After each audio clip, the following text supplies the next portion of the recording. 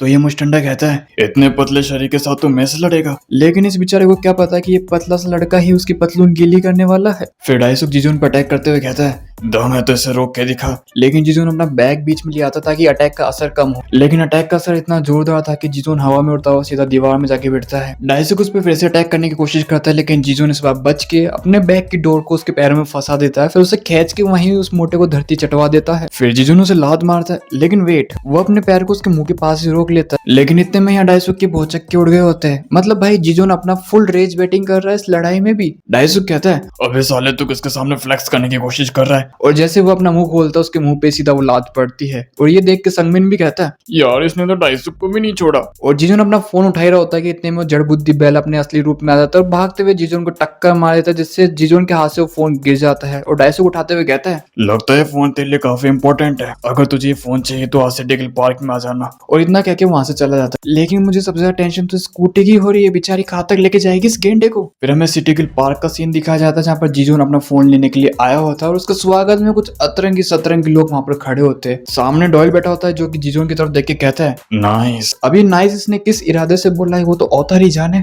फिर डॉयल कहता है ओह तो इस फोन के लिए यहाँ पर आए। वैसे इस फोन में मुझे कुछ इंपॉर्टेंट तो लग नहीं रहा, ना ही कोई नंबर है ना ही कोई कॉल रिकॉर्डिंग, बस एक लड़की के मैसेज है। और इतने में जीजून उसके बिल्कुल पास आ जाता है अपना फोन लेने के लिए। और डॉयल कहता है अच्छा तो तू इस लड़की के मैसेज के लिए यहाँ तक आ गया, क्या वो तेरी गर्लफ्रेंड है या बस टाइम पास? चल अब जल्दी बता दे, मुझे काफी दिलचस्पी हो रही है जानने में। खैर मैंने उसको एक मैसेज भेज दिया जिससे चीजें थोड़ी और ज्यादा इंटरेस्टिंग हो जाएगी। फिर हमें एरम को दिखाया जाता है जिसके पास वो मैसेज आता है। मैसेज में लिखा होता है hey I am so lonely right now, wanna meet up, if you come to city Gill park you will be my girlfriend starting today. यार मतलब कुछ हरामी दोस्त होते हैं ना कि तुम किसी को मैसेज भेज रहे हो तो तुम्हें कहते हैं कि यार इसको ये मैसेज भेज, उसको वो मैसेज भेज। मतलब खुद की तो गर्लफ्रेंड होती नहीं, दूसरों की जिंदगी में आग लगाने का काम और करते हैं। तो डॉयल भी उनमें से एक ही लग रहा है मुझे। यार इतना डायरेक्टली कौन ऐसा मैसेज भेजता है? फिर हमें वापस वहीं का सीन दिखाया जाता है। डॉयल कहता है देख अगर वो लड़की यहाँ पर आती है इसका मतलब वो तुझे पसंद करती है, और फ्यूचर में जाके अगर वो तेरी गर्लफ्रेंड बन जाती है तो तेरे को मुझे ट्रीट देनी पड़ेगी। और इतने में जीजून अपना हाथ आगे करता है फोन लेने के लिए। तभी डॉयल कहता है देख मेरे लड़कों ने काफी मेहनत करी तेरे को यहाँ लाने में, और रही बात ताकसुकी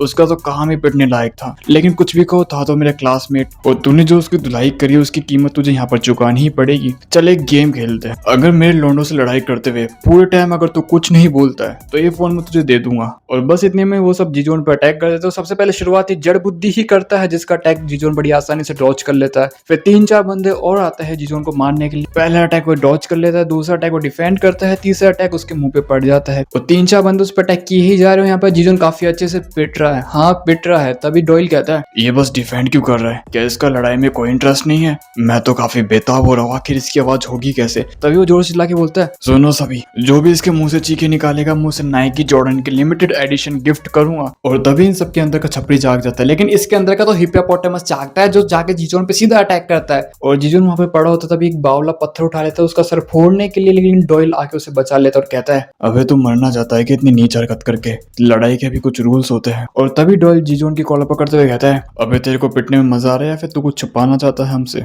देख ये फाइट कभी खत्म नहीं होगी जब तक तू अपने आप को मेरे सामने प्रूव नहीं कर देता। और वहीं पर पेड़ के पीछे संगमिन ये सब कुछ देख रहा होता है और कहता है बेचारा जीजोन, कितनी बुरी हालत कर दी इन लोगों ने उसकी। ये लोग ताकसो इसी गैंग से तो काफी ज्यादा खतरनाक है। और इतने में हम देखते हैं कि उस फोन पर एक मैसेज आता है जिसमें लिखा होता है प्लीज लेट देम गो। तो एरम वहां पर पहुंच चुकी है और डॉयल जीजोन से कहता है लगता है अब तेरे को लड़ाई करने की एक वजह मिल चुकी है, क्योंकि तेरा टाइम पास यहाँ पर आ चुका है। अभी वो उस लड़की को यहाँ पर लेके आ। फिर ये बंदा चुपके से जाके एरम का हाथ पकड़ लेता है। एरम उसे छुड़ाने की कोशिश करती है, लेकिन एक किरमाड़ा की औलाद उसे छोड़ता तक नहीं है और कहता है तू काफी सुंदर है, चल मैं तेरे को तेरे बॉयफ्रेंड के पास लेके चलता हूँ। और वो एरम को जीजोन के पास ले आता है। जीजोन ये देख के शॉक हो जाता है क्योंकि उसे पता नहीं था ना कि एरम वही लड़की है जो उसे मैसेज कर रही थी। फिर जीजोन के माइंड में कुछ पुरानी मेमोरीज आती है जिसमें एरम उसे छाता दे रही होती है और एरम अपना हाथ दिखा रही होती है फर्स्ट टाइम जब उसने दिखाया था। और इस इमेज को तुम थोड़ा ध्यान से देखोगे तो एरम के हाथ पर निशान पड़ चुका है क्योंकि उसका हाथ उस किरमाड़ा की औलाद ने जो पकड़ा था। क्या मुझे ये देख के तो अब और गुस्सा आ रहा है।